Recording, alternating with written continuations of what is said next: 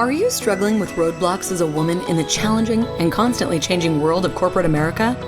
If you feel stuck in your career, you may be holding yourself back and may not even realize it. Prepare to be enlightened by the meaningful discussions here at the No Woman Left Behind podcast. Each week, gather the insight you need to break down those walls of limiting beliefs. Unleash your full potential and unlock the leader within. Listen to raw conversations with corporate women as they share inspiring stories with the purpose of obtaining their dream career and living a truly fulfilling life. Here's your host, Rosie Zelinskas.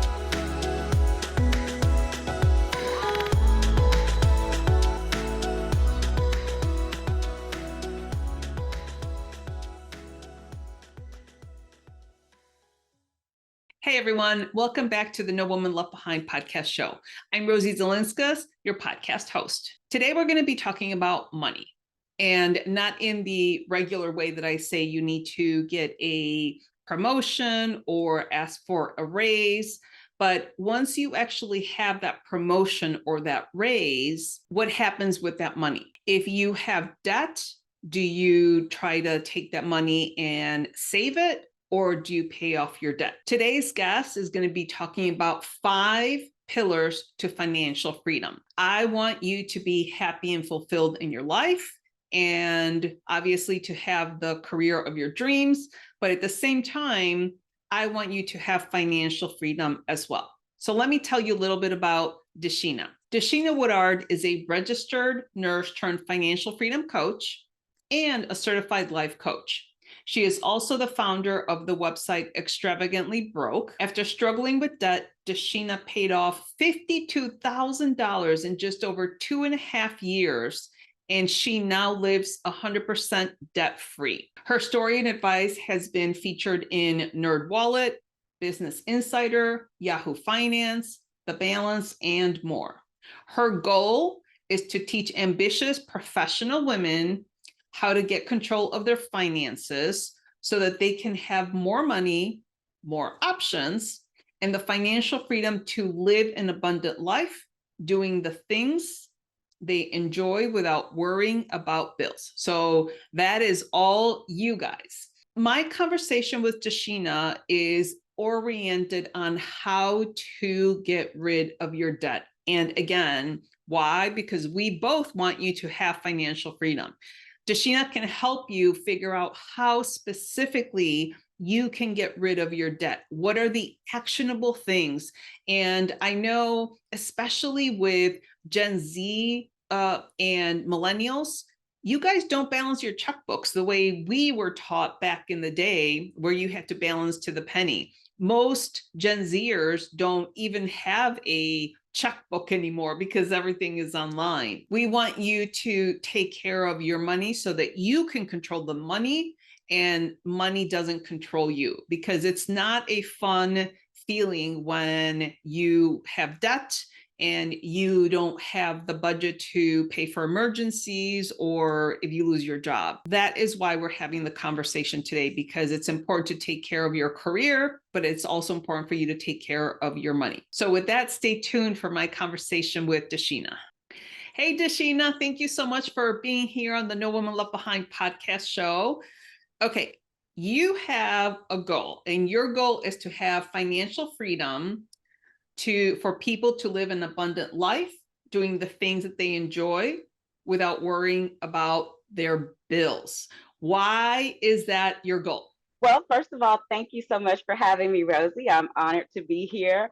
And I would say that the main reason is because I am a professional woman, a registered nurse by trade, and growing up, I didn't really learn a lot about money. And then all of a sudden, it's like you're sprung into adulthood, and you're just supposed to figure this out. All I learned was that you're supposed to, go to college, get an education, get a good job, so that you can make money and start, living your life and, have a nice home and cars and, kids and activities and things like that. But I was never really taught how to how to manage money. So when I started earning money, I started getting all the things, but I never really understood about saving, other than saving for something that you want to buy, like you save for a car or save for a house, or, and then you spend the money on that, and then you save for the next thing, but never like, an emergency fund, or, investing, or, things like that. So I ended up, just buying all the things, and I ended up in debt and struggling with debt for a long time. And it was causing me a lot of anxiety, a lot of like actual anxiety. As I would sit to pay my bills, my heart would start pounding, my stomach would start churning, and I could visibly see my hands trembling every time I sat down to pay my bills. And I knew that wasn't right. And I didn't like, I just was always under this pressure, this bill pressure, and financial pressure. So I kept tweaking and trying to get a few bills out of my life. And, I failed a few times, and, it took me years of trying different things, but I eventually figured out a process that allowed me to get control of my money and start to pay some bills off. And then when I did that, I kept going, and I realized, hey, I can pay everything off. And I did, and I became debt free. So, and when I became debt free, what was so surprising to me, Rosie, was that it actually gave me financial freedom. I was like, what? I mean, I wasn't expecting that. I was like, I thought financial freedom was something that, you had to have a certain dollar amount in the bank, like millions of dollars or lots of zeros in the bank, or, and something that was far off in the future. But that just was very eye-opening to me when that happened, because financial freedom is basically just not having the limitations on your, well, let me say, it's having the options and opportunity to be able to do the things that you enjoy, and you use your money. Money is the tool that helps you do that. So that's just the basic definition of financial freedom. And so once I discovered that, I wanted to help other women. I wanted to show other women.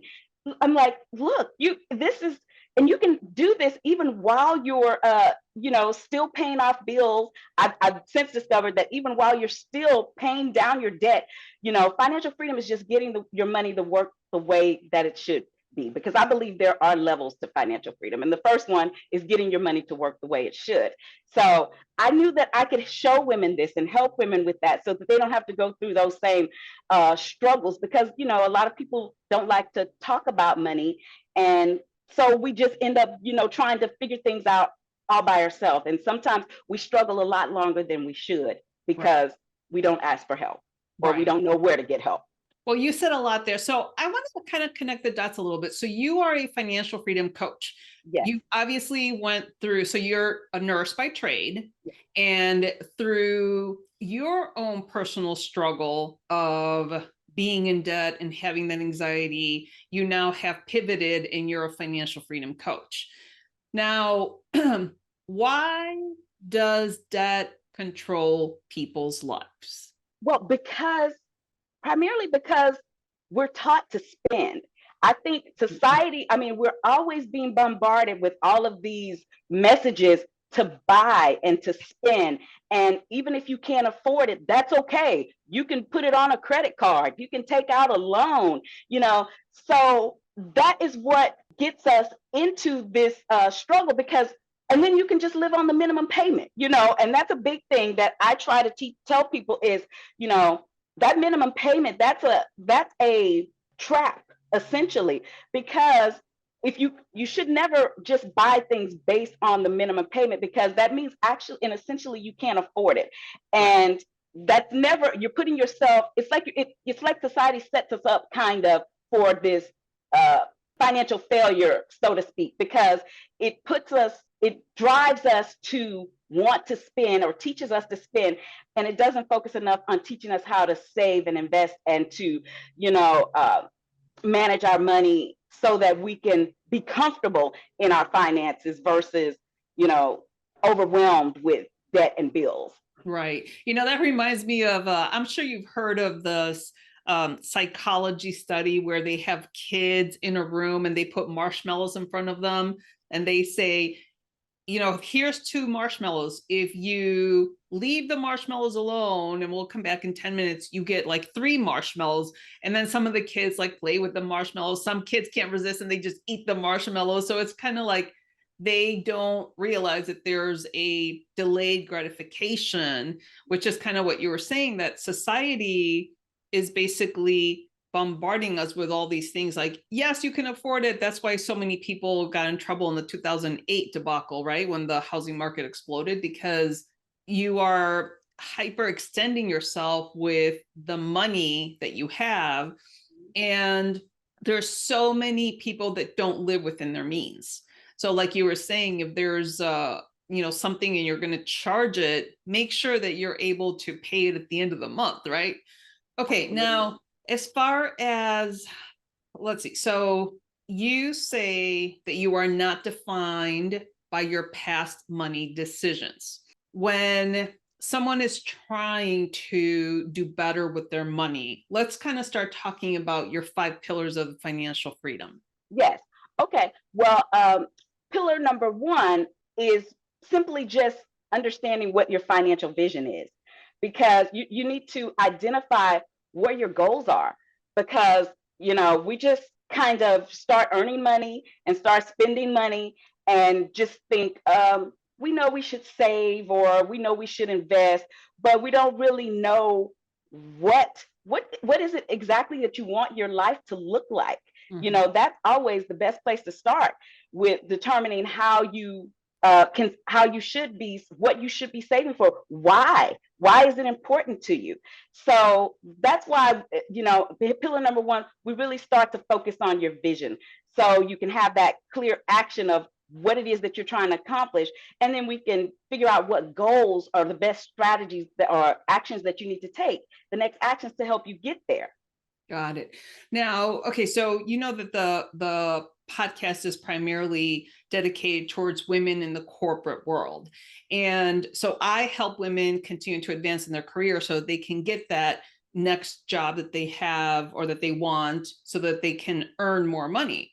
But if they're not managing their money, it doesn't matter how much money they earn through promotions and things like that. So how does step number 1 fit into that? Well, I can tell you, because I am a professional woman, and I named my website Extravagantly Broke, because that's who I was, and I feel like that's where so many women live. And that's simply women, when you're making good money but struggling to management, and you feel like you never have anything to show for. A lot of times maybe you have very little savings, you're maybe struggling with debt, you may be not really fully investing, and it's like you just feel like you have nothing to show for. So I feel like that's how it fits with the corporate women, because you're earning good money but not really knowing how to manage it, and not really knowing where it's going, and you kind of always feel like you don't really have a lot to show for. So I think that's how it fits with professional women in the corporate world. So similar to you needing to have goals in your corporate career, you kind of need to pair those goals up now with your finances, because once you start earning that money, like you said, if you're struggling to pay your bills, but you make good money, you need to figure out why. And that's kind of where goal number 1 comes into place. All right. So what's the second pillar of the financial freedom? Well, the next pillar is the cash flow maximizer. And that's, like I said, it's just, like I said, I believe there are levels of financial freedom. And the first level is just getting your money to work the way it should be. I'm sure so many women, when you get that next level in your finances, or you're making good money, you probably always thought that you wouldn't have to worry about money, or that you wouldn't have to worry about bills. That's the purpose of making more money, right? But when you don't really know how to manage it or handle your finances, because you were never really taught, it's nobody's fault, and you shouldn't feel ashamed of that. And I know a lot of women probably do have some shame around that, but it's not your fault. We're not taught that. We're taught to spend money. Spending becomes natural. It's like breathing. But saving, that's so, and investing and knowing how to, you know, prioritize, sometimes that is, you know, that's a skill. That's a skill. So the cash flow maximizer, second pillar of the program, is just getting your money to work the way it should be, so that you can pay all of your, so that you can uh, set up your finances so that things are flowing easily, smoothly, simple. I believe in simplifying, streamlining, organizing, so that you're not stressed, because a lot of people, that's the reason a lot of people don't do budgets, because it just seems too overwhelming. It's too stressful. Nobody wants to track every single dime or penny they make. You know, who wants to do that? So, you know, it's just about, you know, getting a system set up in place so that you can just check in on your, you know, to the point where you can just check in on your finances once a week for a few minutes. You know, that's my goal. I believe in simplifying, but in, and that helps you increase your cash flow too. Once you know what's coming in, what's going out, you can see where the leaks are and start to plug those leaks so that your money is working for you and working the way it should be. So that's why I call it the cash flow maximizer. Did that make sense? Yes, I love that. And so I think, well, first of all, you and I already had a podcast on your podcast, which is the Women with Ambition podcast. And I think I had explained to you in your podcast that when I was a single mom, I did my budget, and I was one of those like geeks that actually balanced my checkbook still. And I always knew what was coming in and what was going out. And I always wonder how people without a budget do that, because I always knew, I mean, literally sometimes at the end of the paycheck, I'm like counting how many dollars I have in the bank, because inevitably one of the kids would need something. And so I needed to have a little bit of buffer. Mind you, it wasn't a lot of money, but I had something. And I don't know if you recommend like if you have a specific method of doing it yourself, but I used Dave Ramsey's baby steps. And I know there's other people that use like the automatic millionaire. So they kind of make sure that they have savings first and things like that. So kind of going back to the cash flow maximizer, how specifically do you have your clients work on that? Well, I did set up my own budget template that was that helped me, and so I try to teach people that way. But the biggest, the most here's the secret: the most significant thing that started to help me to get a handle on my finances is I used the zero based budgeting method. Mm-hmm. So that's my trick. And it doesn't mean like spending your money down to zero. It just means assigning every dollar a job. So that way you start to feel more in control of where your money is going. So that's the method that I like to take my clients through. I agree. I use that as well. And anything that I always had at the end of the paycheck, then I would put that in savings, because then I would start off with a new budget. So that sounds great. Okay. So that's 2, the cash flow maximizer. What's the third pillar? The third is going to be the debt destruction system. And that debt is, I like to say I took debt, because remember I said I struggled with debt for years. I like to say that I took debt and flipped the script because I turned it into an acronym. I made it the DEBT, which stands for you decide, you envision, you believe, and you take action. So yeah, that's my debt destruction system. And what we do is I try to help women. You know, I try to meet women where they are. You know, some people have a lot of debt, some people have a little debt. You know, I try to meet people where they are, and we tackle every option that we can to help them crush that debt in the fastest time possible. But you know, I help people do it based on what their goals are. See, that's why it's so important with that first step. You know, because sometimes people can get off track or lose motivation, or it just seems too overwhelming. But that's why we want to clearly identify, get our vision first, because that's how I keep you motivated, because we always go back to that vision and we make sure that everything we do is aligning with that vision, you know. So did I answer the question? You did. So I like that. So you said decide, envision, believe, and take action. Yeah. I think that's great. Okay, so let's assume that a woman in corporate has debt and they got a promotion. And now they're thinking, oh my goodness, let's just assume, let's say they have $300 extra in their paycheck and they have debt. What would you recommend to that woman to do with those $300 extra? Well, as a coach, I try to help people make the best decision for their life. So it depends on how badly the debt is affecting them, you know, or what they want to do with the money first. Some people feel more secure if they save, you know, having some money saved. Some people feel like, I can't deal with debt. I want to tackle that debt in the fastest time. When I was going through my journey, I started with the debt and paid off, you know, a couple of the smallest ones. But then after that, I felt more secure saving and paying debt at the same time. So it's like, if you had an extra $300 in once we've looked at all your finances and saw where you are and what your debt is and what savings you have or where you want your money to go, then we can determine, you may feel like, well, I want to put 100 of that every month into my savings. So that way, because we want to build up that emergency fund first, always want to have that.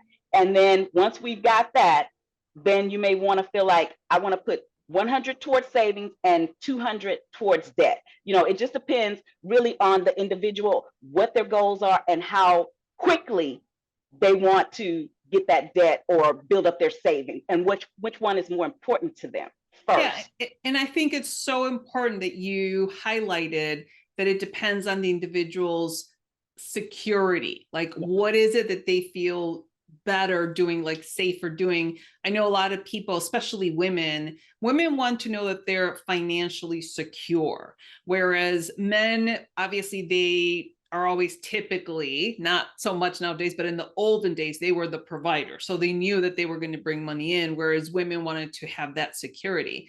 When I was going through my journey, I was in the camp of, let's get rid of debt. So if I got a raise, that money went straight to debt. And again, I did the Dave Ramsey, the 7 baby steps. So Dave Ramsey says, like you just said, have your emergency fund. And he recommended $1,000. And of course, that's, you know, based on the person. But then, so that was step number 1. And then step number 2 was get rid of that debt with gazelle intensity, you know, so that money was just thrown to the debt. But I like your idea of, or your mindset of, it depends on the individual, because we're all different and we all have those financial and safety and security needs that we need to make sure that we meet, because it would drive, I'm sure people felt that they needed to have significant savings. It would drive them crazy if they have all of that raise and then going to debt. Absolutely. And I will tell you, I'll just give you one example of a lady that I talked to recently. She has student loans. It's not overwhelming, an overwhelming amount, but she does have some student loans. But she says right now she's paying like 1.6% interest on her student loans. So to her, she'd rather, you know, maybe put more money into investment accounts, because, you know, on average, you can earn maybe 8% in your investment. And she said she's totally fine with just paying her student loans off gradually because the interest rate is so low. Mm-hmm. So it's not stressing her out. She's totally, so that's why I meet people where they are. So that's why we have to understand what your vision is and what your goals are, so we can determine the right path for you, because everybody's path is different. You know, what stresses you out might not stress the other person out, or so to speak. So yeah, so that I always like to look at it from that perspective. Absolutely. Now, you brought up a good thing, student loans. Student loans is one of those things that just haunts millions of people still already working with all those student loans. Yes. What would you say would be a good strategy for someone that's already working in the corporate world that has those student loans and that just seems unsurmountable as far as like paying the debt down? What are some recommendations that you have had with some of your clients when the interest is not necessarily as low as that 1.5%? I'm sorry. Say the question again. So what would you recommend to someone that has a lot of student loans when the interest is not as low? Oh, okay. Well, yeah. So if it's really stressing them out, then we're gonna look at every option available to tackle that debt. We're gonna get a debt payment calculator. We're gonna find out what your timeline is. How soon do you want to get rid of it? And based on what you're earning, how fast can we pay it off? What can we cut? How can we bring in more income? What things can we do? Are you on the income-based repayment program? We'll look at every available option. If it is stressing you out, I want to get it out of your life as fast as you want it out of your life. So we're gonna look at every possible option to help you get rid of that debt as fast as possible.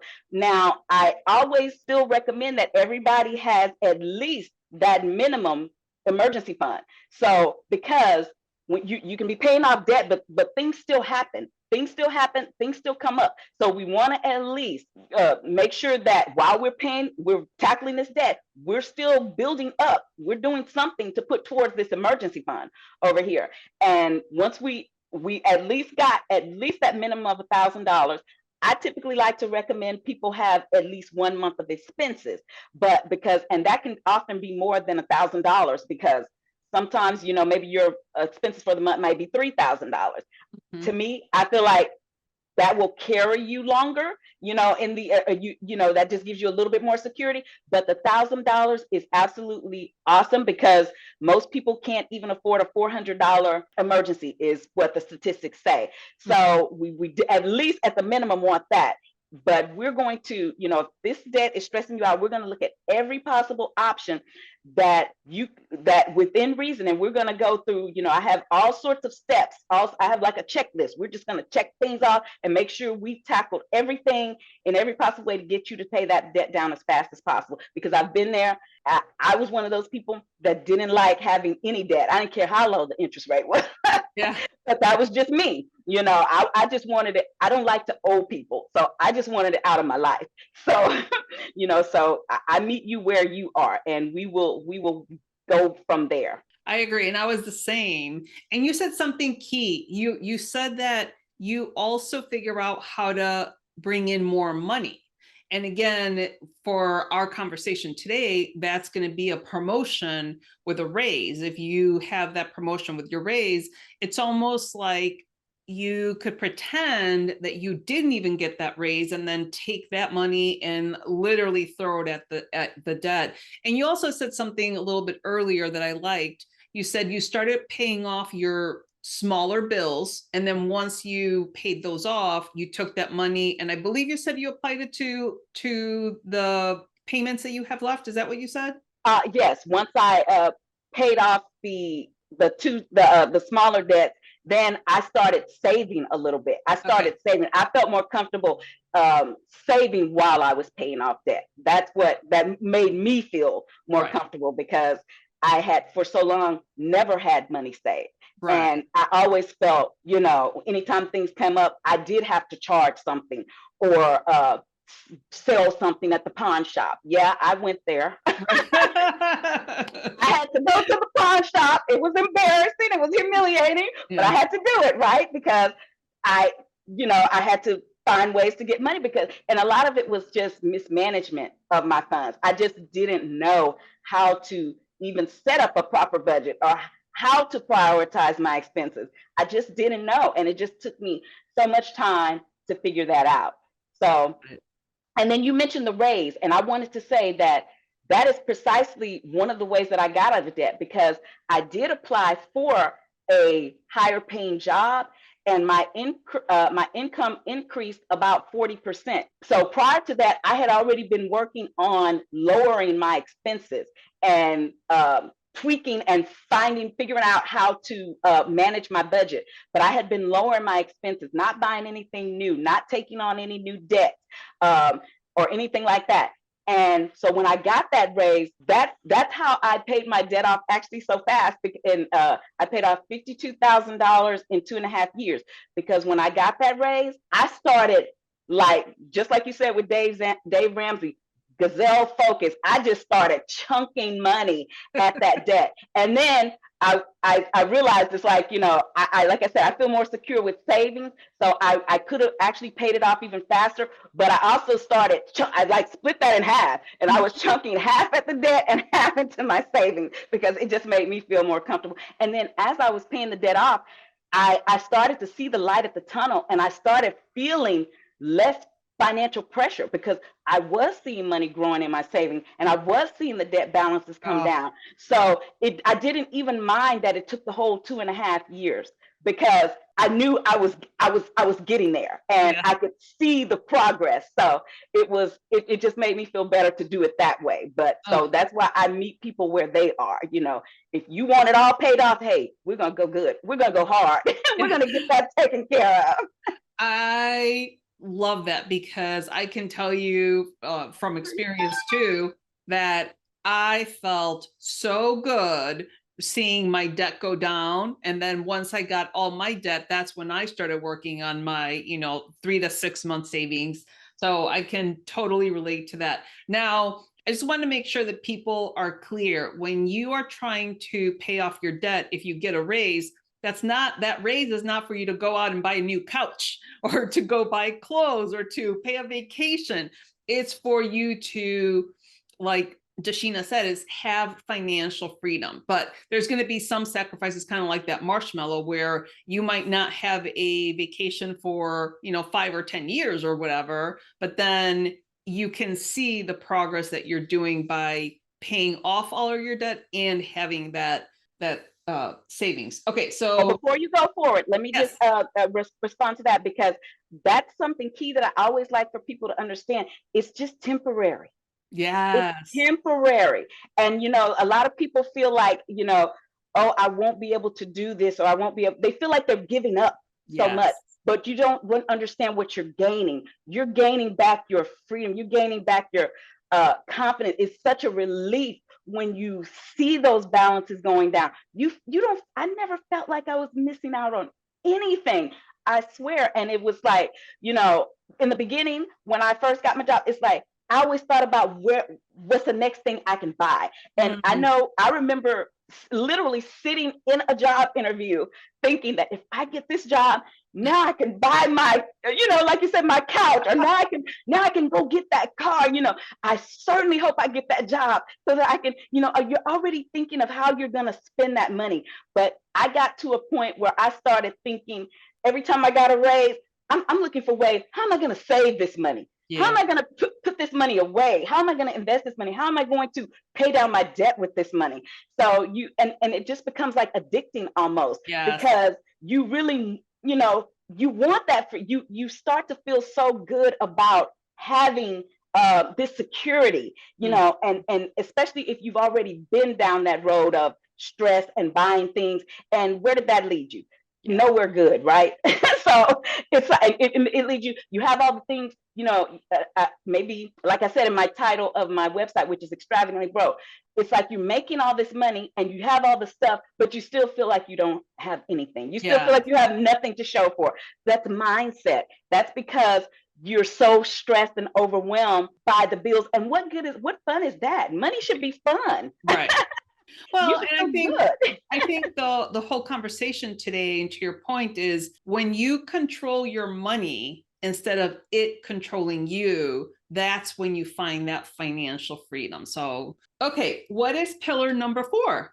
Pillar number 4, I'm calling that one the abundance activator, because that's where we really focus on the saving. It's like with the previous one, the debt destruction system, where we want to build up at least our emergency fund and then start tackling your debt. But next, once we really get a good handle on that debt, then we're going to start saving. We want to set it up so that you are actually, we're going to create a customized plan, because we want to make sure you're building up some cash reserves so that you always have some financial security. You always feel confident if anything happens, or that, we start working more on the larger goal of your savings, like the 3 to 6 months worth of expenses versus just the $1,000 emergency.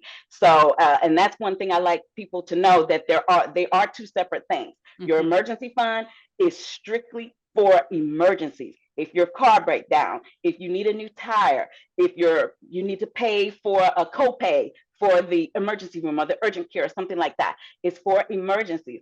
Whereas your savings should be for your expenses, like for a situation like if COVID happens, who expects that? Yeah. Or, if someone lost a job, or someone was out of work, or which is the same thing. But if something happened where one income or part of your income went away for a while, you at least would have a good breathing room to give yourself a chance to strategize and reevaluate and figure out what your next plan is without feeling that the walls closing in. So that's the abundance activator. So we look at the ways where we can increase your savings and, build up those cash reserves for you. Yeah. Now, I want to be clear with the 3 to 6 month savings. Now, that is money that you never touch. So that money is not for that couch. That money is not for the car. If you want a new couch, you need to create a couch fund. If you want a car, you need to create a car fund. Those 3 to 6 months, that's emergency money in case it's living expenses. It should be 3 to 6 months worth of living expenses in the event that you need, like I said, somebody loses a job or somebody gets sick or something like that, and you need that income to help sustain you for that time frame, that 3 to 6 months. So it literally is for your living expenses, not for your house or not for your couch or for anything like that. We'll do something separate for that, like a sinking fund. That's like what people like to call it. You can, or the envelope system. You can put a cash in an envelope and call it couch fund, and just save for that. Yes, I had an envelope system as well when I was broke, so it kept me on track. Okay, so I love the abundance activator, and then what's the final pillar? The final pillar is the financial freedom activator.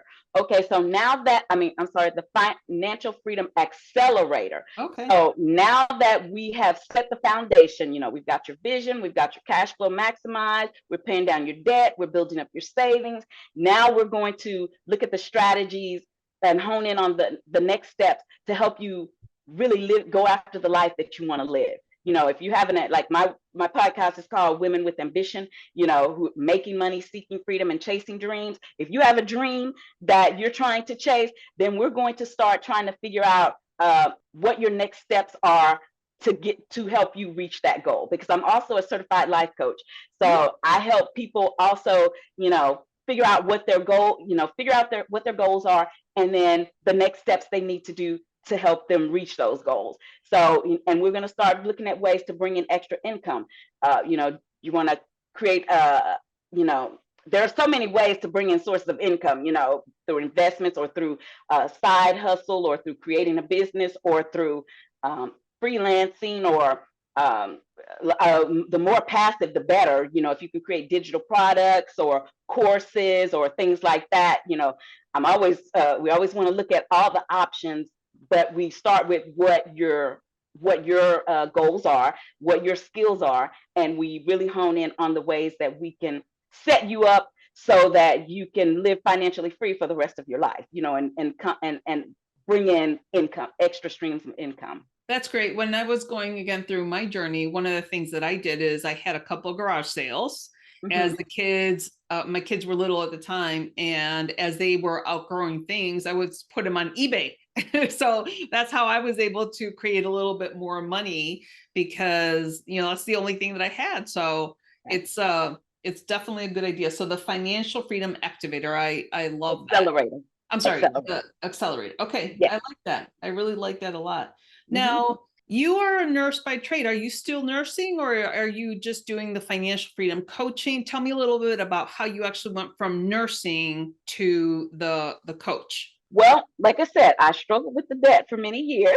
Okay. And then as I just kept having this burning desire to help other people because I didn't have those role models or examples or know where to start. I mean, there's so much information out there, but the whole purpose behind a coach is to give you the steps to help you implement faster and get you there faster because you can keep searching, you can get overwhelmed with information.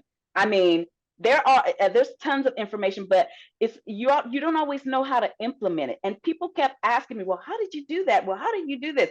And so it's like, well, if people want to know, then maybe I should pursue trying to figure out how I can help people get there faster. And then honestly, it's also a way for me to uh, achieve my own dreams, because a lot of times we're just taught to work for other people and be employed, and that's fine if that's what you love. I encourage that, but some of us have another desire to actually create our own business or Mhm. build our own business. And so I felt like that was an opportunity for me, because I've gone through this journey and because people are asking me for my help. That just seemed like a great opportunity for me to step into that next realm and move, and I am still a registered nurse. And right now I am not currently practicing, but I do keep my license active because you never know. So just to be real, you never Got it. know. So I keep my license active, but and I keep up on my continuing education credits. But yes, I really am passionate about helping people, with their finances because it's not something that, and people are afraid to talk about it, and they have a lot of shame around it. And I think it's just good when you see women that are out that can talk about it and that are willing to help you and guide you and support you and empower you and show you what you need to do to get to that next level, that financial freedom that I have. I want to share that with other people. Absolutely. Well, I think that's fantastic. Okay, so now I know you have a free gift. It's called the Strategic Shopping Checklist. Tell me a little bit about that. Oh, well, that one I created because of the inflation. Right now, people are just like getting hammered Mhm. with these prices. It's like at a 40-year high, right? And so I wanted to put some of my best strategies that I use to help me on a daily basis, because one of the worst things that you can do is when you're trying to manage your finances is shop randomly. Because, and that's where you get in, that's where so many people get into trouble. It's like it just teaches people some strategic tips on how ways that they can increase their money each month. So I just wanted to provide that as a way to help people. I mean, especially during this time right now with all of this high inflation. That's why Absolutely. I created it. And I believe they can just go to your website, right? The Extravagantly Broke website. Yes, Okay, absolutely. perfect. All right. Well, I highly recommend. I looked at it and it has some fantastic tips on there for shopping. I like the one that says, "Don't take your kids to the grocery store with you," because then obviously they're gonna be like, "Mommy, can you get this?" or "Daddy, can you get this?" And So it's hard to say no sometimes, yes. because it just seems like, it's a little thing, but sometimes those little things add up. Yeah. No, when my kids were little, I obviously they were little, so I couldn't leave them at home. And when we went grocery shopping, I always warned them, you are not getting anything, not for groceries, but like just shopping in general. I'm like, we are not buying anything. So I would forewarn them. And I was always one of those parents that I always followed through with what I said I would do. So they knew if I said no, it meant no. That changed later, but all right, DeShena. Well, I absolutely love the 5 pillars to financial freedom. And I know you already gave us a ton of good information, but are there maybe 2 actionable tips that you can recommend for someone to start taking action with their money today? Yes. Okay. So, especially for corporate women, I want to tell you to achieve the financial freedom for anyone, especially for corporate and professional women, there are 2 crucial things that everybody needs to know. And the first one is The first step to financial freedom is knowing where you stand with your finances right now. So many of us have no clue what our financial status is. So a great way to get a good snapshot of that is to just do a quick net worth check. Or assessment, a quick net worth assessment. And all you need to do that is just get a sheet of paper, divide it in half. On one side, just list all of your assets. That would be like your house, your car, your retirement accounts, your investments account, and put the value next to each. And then on the other side, you're going to list your liabilities, which would also be your home if you still owe on it. So on the right side under assets, you're going to put what your home is worth, the value of your home. So if it's worth like $500,000, you would put that under the assets. But under the liabilities, when you list your home, you're going to put what you still owe on it, which maybe say you owe $200,000. So that's the amount you're going to put on that side. And the same for your cars, and your debts, your student loans, anything. So you have your list of assets and what they're valued at, and your list of liabilities and what they're valued at. And then you're going to subtract your liabilities from your assets.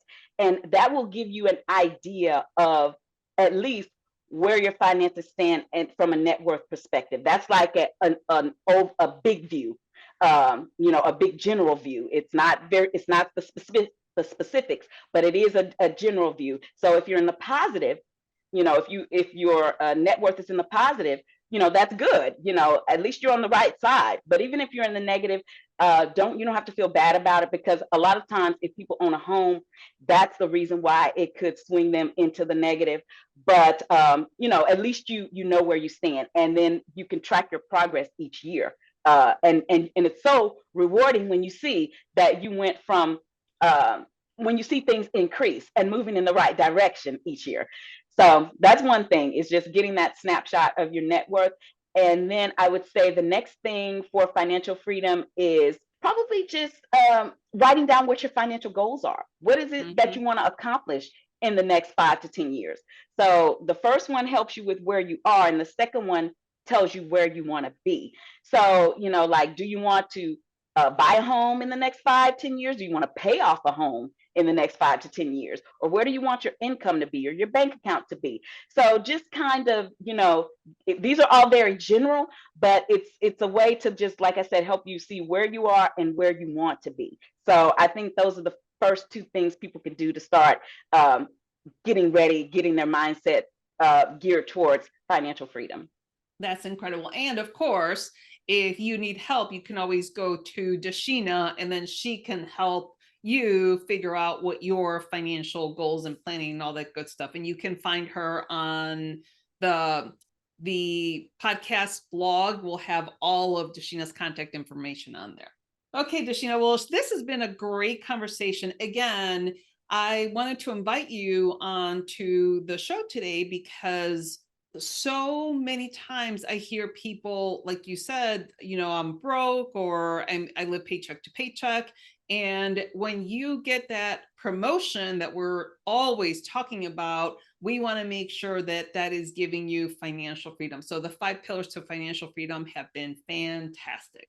Okay, DeShena, well, any final words before I let you go? Well, I just want to say to women, corporate women, just to know that your mindset matters, because what you think controls how you feel. Yes. And how you feel drives your actions, and your actions get your results. So the same with the corporate world, as you're trying to climb that corporate ladder or get to that next level in your pay, same goes with your finances, So your mindset and the way you think about money matters. And if what you're doing now isn't working, then it may be time to look into changing your mindset. Absolutely. I love it. Okay, DeShena, well, thank you again so much for taking the time to be with us today. You obviously gave us some incredible, very useful, actionable things today. And I thank you again very much for your time. Oh, thank you so much, Rosie, for having me. This was so much fun. All right. Thank you. I'll talk to you later. Okay. Well, there you have it. Now you have the 5 pillars to financial freedom.